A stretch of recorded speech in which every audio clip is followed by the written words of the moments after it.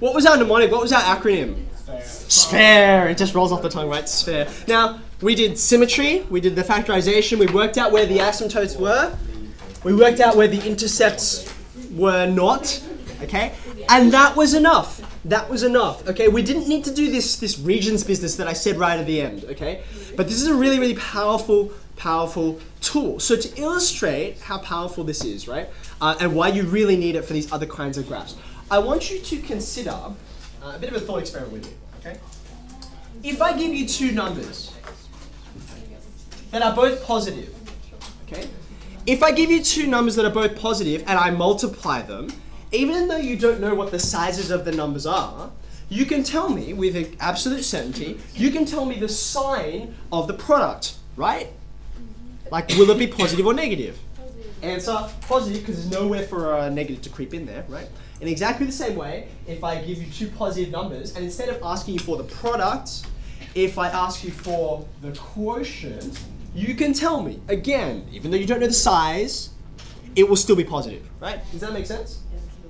Okay, and in exactly the same way, if for instance I gave you a negative and a negative, right? You know what the sign is going to be. If I gave you a negative and a positive, you would know what the sign is going to be. And I can give you any number of these, right? Like I can give you any series of positive or negative numbers, and you'll be able to tell me that sign at the end. Does that make sense? Okay, now, here's what I want you to wrap your head around.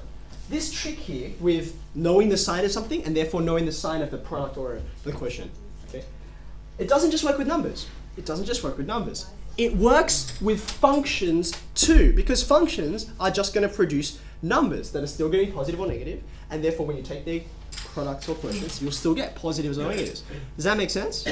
Okay, so I want you to consider with me a particular set of three factors. Which ones did I pick?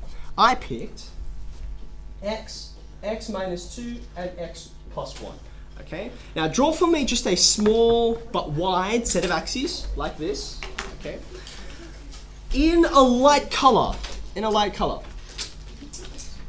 What I'd like you to do is to graph these three lines. They're called factor lines, and you'll see why in a second. Okay? They're just straight lines. So what are they going to look like? Something like this. Yep. Okay? Here are my factor lines. They're just straight lines. They're all parallel, though that doesn't matter, as you'll see shortly. I've got x plus 1, and then x minus 2. Okay. Now, these factor lines, they break up the Cartesian plane into chunks according to where they cross the axis, or more specifically, where they change sign. Okay? So for instance, if I put in some more lines here, it's going to get pretty busy, I apologize. Okay? Have a look over here on the far left-hand side of this graph, to the left of -1, because that's the value there, right? I've got -1, and I've got 0, and I've got 2. Over here on the leftmost side, right?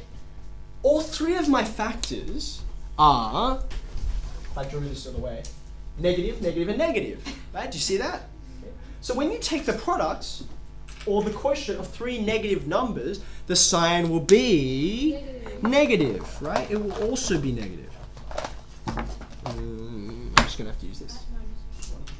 Negative. Now, negative is down here. See that? Negative is down here.